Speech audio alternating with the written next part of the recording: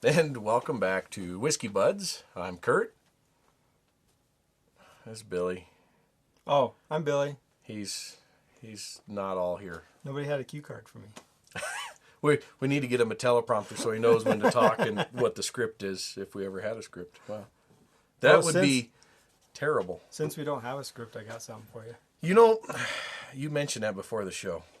And I got to admit, like, I'm excited that he actually brought something over to try. But he's done that before. And I got to tell you, like, I have not been impressed with anything you've brought over. So I'm, Okay. my hopes are not high, but I'm excited at least to try. I think this bottle was like $90. Really? And I'm pretty sure you don't have it.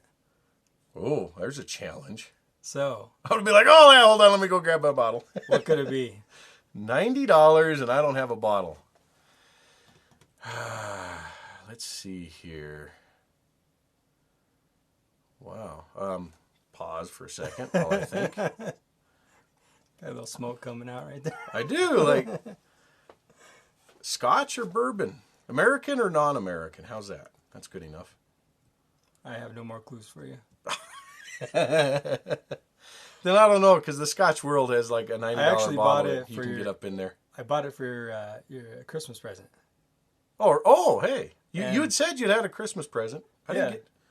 And it's like, I don't know, what, March, April now? So, All right, well, if it's my Christmas present, then I'm okay with it. Like, this should be a good whiskey. Like, now I'm actually real excited. I don't remember And my what hopes it is. have raised quite a bit. I remember what brand it is, but I don't remember what it is. All right, $90. I'm going to say Lagavulin 16. Yeah, probably not. That was recently up to about $90 now for a bottle of that. And that would have been an awesome bottle, by the way, for any recommendations of anybody. All right, here it is.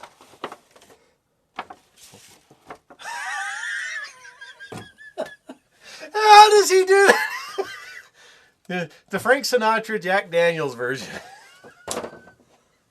Do you have that? No. I should have known better. He's like, I know what whiskey you don't have. And I can find one that's expensive and you still don't have it. Oh, jeez. All right. I have tried the old number 7 a while back, and I was not impressed.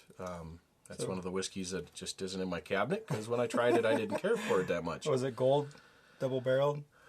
Gold double... Oh, gold is... All right, never mind. This isn't the Sinatra version. This is the gold version. Okay.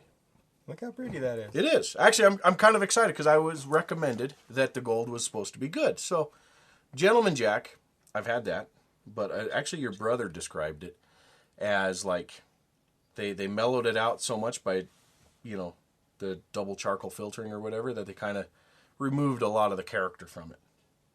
And it is. It's like, it's super easy to drink, but it doesn't have any character really. Okay.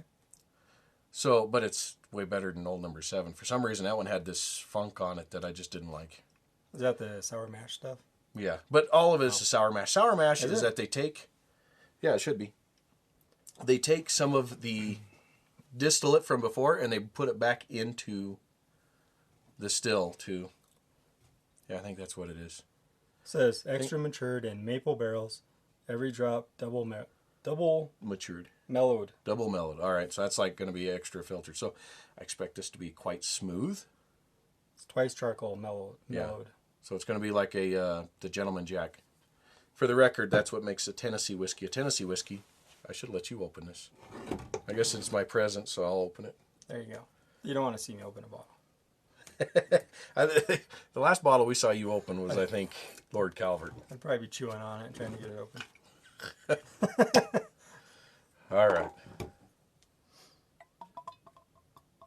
Listen to that sound. Yeah. Let's see, can we get it?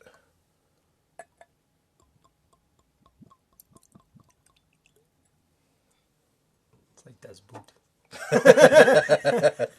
A little glug glug and then woof. I think we already used that in in the video for a reference on one of the other videos.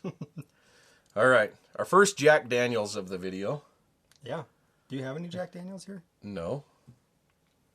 I But didn't figure you if did. I would have bought one, actually, the old number 7 probably, or not old number, this number, the gold, probably would have been one I would have probably tried. Score. So. I'm trying to decide, like, I'm going to guess it's going to be a little simple flavored. yeah. I think with the double mellowed, the charcoal filtering, that's what makes it a Tennessee whiskey. Like other people will will filter it with other means, unless it's Booker's and it's unfiltered. But charcoal filtering is what makes it a Tennessee bourbon, or Tennessee whiskey, sorry. Bourbon is actually, this qualifies as a bourbon, but they call it a Tennessee whiskey because that's where the charcoal filtering comes in. That's only 40%.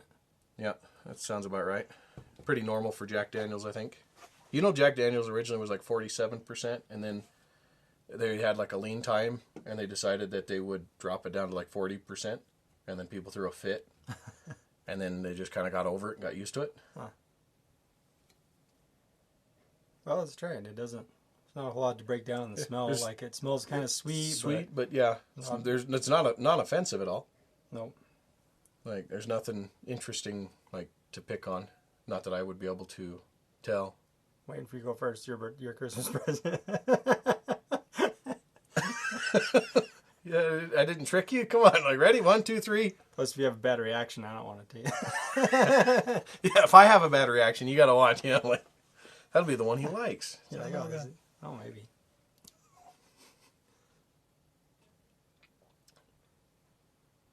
There's something extra in there, but simple, smooth. Maybe that sweetness from the corn, caramel, something like that. It is pretty smooth. Well, after last week, after we torture you with all of those whiskeys. Huh.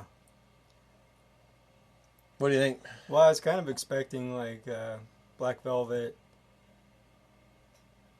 The one we always have on hand here. Yeah, Lord Calvert. Yeah. Always have on hand, but is always still full.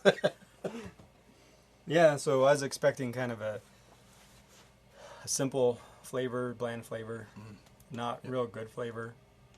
Yeah, It is still pretty simple, I think, but it's it's not bad, it's not honestly. bad. Like it almost, I think it has a tiny bit of the caramel flavor that like Crown Royal does, but just a little. Like it's not so over the top.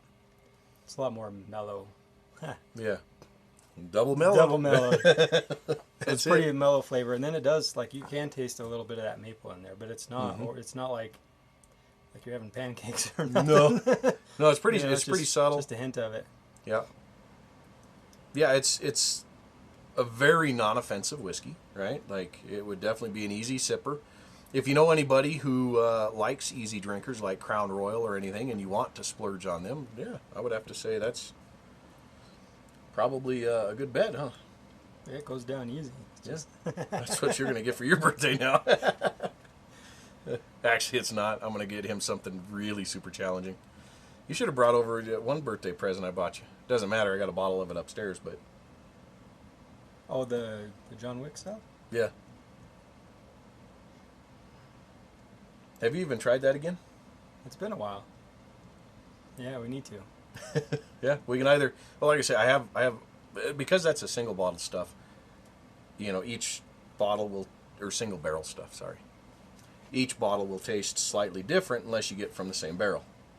And I happen to have the same barrel upstairs, but we'll try one that is from a different barrel, so that way you get.